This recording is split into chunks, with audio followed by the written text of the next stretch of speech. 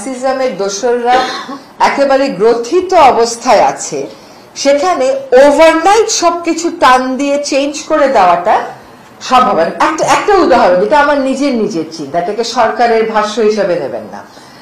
যেমন ধরেন, আপনি পুলিশ প্রশাসন সম্পর্কে একটা বিস্তারিত সংস্কার করলেন, ধরলাম সংস্কার হলো, সংস্কার প্রস্তাব পাশ হলো, আমরা সকলে একমত হলাম। এটা বাস্তবায়ন করবে কারা? যে লোকগুলো বাস্তবায়ন করবে তারা তো প্রায় সকলেই রয়ে যাচ্ছেন। এখন ধরেন, আপনি উপরের টায়ার থেকে হয়তো একদম ডিরেক্ট দোষর ভেবে সরাতে পারলেন, কিন্তু বাকি যে বাস্তবায়নটা করবে সে বাস্তবায়নের দায়িত্বে থাকবে কারা?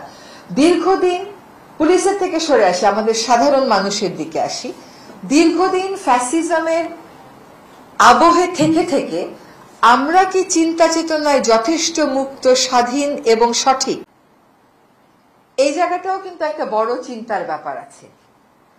আমরা সংস্কার করে দিয়ে গেলেও আমরা কি আসলে মুক্তভাবে, স্বাধীনভাবে অনেকেই ভাবতে পারি, নাকি এইভাবেই অ্যাডজাস্ট করে চলতে হবে সমাজে? এটাই আমাদের আচরণে চলে এসেছে।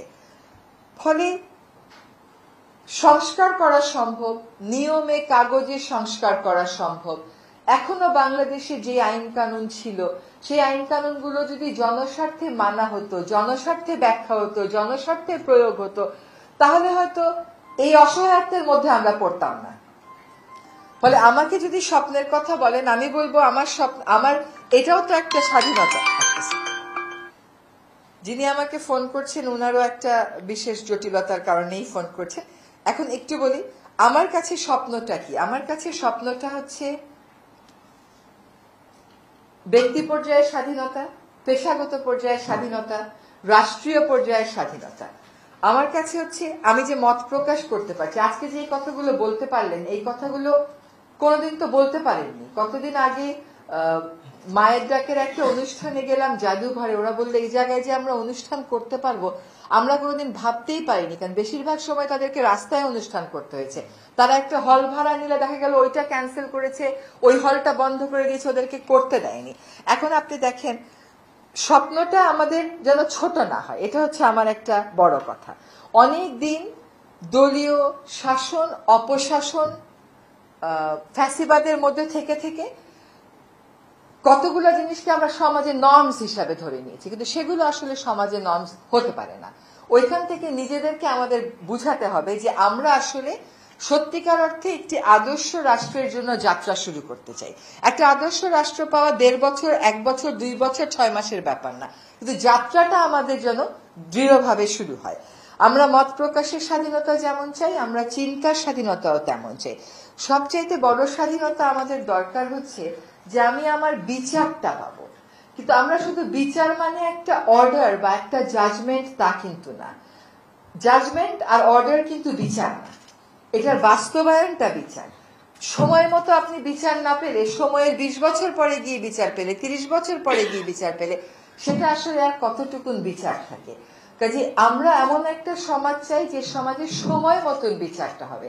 সময় মতন বিচার, এখন আমি চলে গেলে আমার বিচার হবে, আপনি চলে গেলে আপনার বিচার হবে, এমনই যদি বিচারের সিস্টেম হয়ে দাঁড়ায়, তাহলে সেইগুলো তো আসলে আর সুবিচার হলো না, ইনসাফ হলো না। ইনসাফ বলে আমরা যা বুঝি, আমাদের কতগুলো স্বপ্ন সাদা কালো, কতগুলো স্বপ্ন খুবই রঙিন, কতগুলো স্বপ্ন আমার মনে হয় খুবই সাজানো, কতগুলো স্বপ্ন আবার খুবই বিক্ষিপ্ত। আমার একটা আহ্বান থাকবে যে এখন যেহেতু আমরা কথা বলতে পারছি, আমরা যত সমালোচনা করার দরকার করি, আমরা কনস্ট্রাকটিভ থাকি, ফোকাসটা যেন আমাদের নষ্ট না হয়ে যায়। এই ফোকাসটা নষ্ট হয়ে গেলে, এবং ফোকাসটা জানি আমরা ঠিক মতো ডিফাইন করতে পারি যে আসলে আমরা কি চাই, কে সেটা কতটা গুরুত্বপূর্ণ, তার থেকে জরুরি হলো কে এবং কি পদ্ধতিতে। এই পদ্ধতিটা যেন আমরা ঠিক করে ফেলতে পারি। আমরা স্বপ্নের কিছু বাস্তবায়ন শুরু হয়নি এটা আমি বলছি না। এই ঘরে, এই দেশে এখন খাদিজা মুক্ত। আজকে রেজাউল সাহেব নাম ধরে ধরে কথা বললেন, প্রীতমকে জিজ্ঞাসাবাদে কি বলেছে এই কথাটাও বললেন, কিন্তু এখানে আয়না ঘর এখন হয়তো ইনশাল্লাহ আর কোনোদিন আর আমাদের দেশে দেখতে হবে না। আমরা গুমের কনভেনশনে স্বাক্ষর করেছি, মানে অনুস্বাক্ষর করেছি।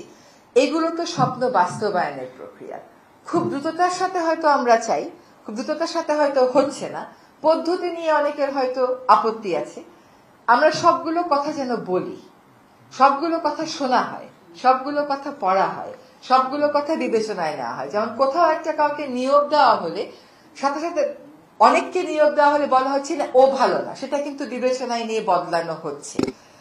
আর স্বপ্নটা তো আমি দেখবো না বা সরকার দেখবে না, সকলে মিলে দেখতে হবে। যদি সকলে মিলে দেখতে হবে, যদি সরকারের সাথে যারা স্বপ্ন দেখে সকলের একটা সংযোগ স্থাপন খুবই জরুরি। কতগুলো সংস্কারের কথা হচ্ছে বদিউল আলম সাহেব নিশ্চয়ই বলবেন।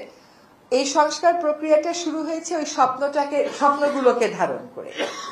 এখন সংস্কারের প্রস্তাবনা আসা মাত্রই সংস্কার হয়ে যাবে এটা মনে করার কোনো কারণ নেই।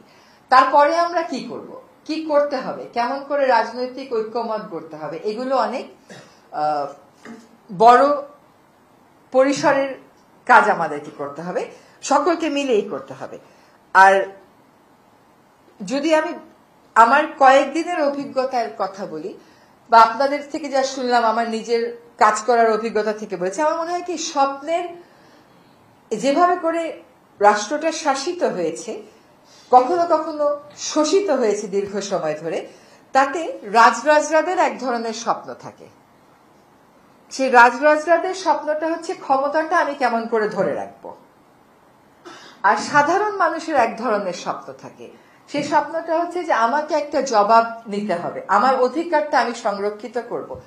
এই যে তাদের একটা স্বপ্ন ক্ষমতা ধরে রাখা, আর সাধারণ মানুষের স্বপ্ন হচ্ছে তার অধিকার প্রতিষ্ঠিত করা, এই দুইটা জায়গার মধ্যে একটা জবাবদিহিতা আমাদেরকে আনতে হবে। এই যদি ক্ষমতার ক্ষেত্রে জবাবদিহিতা না থাকে আর অধিকারের প্রশ্নে যথেষ্ট পরিমাণ স্পষ্টতা না থাকে, তাহলে আসলে স্বপ্ন বাস্তবায়নের পথটা বন্ধুরই থেকে যাবে।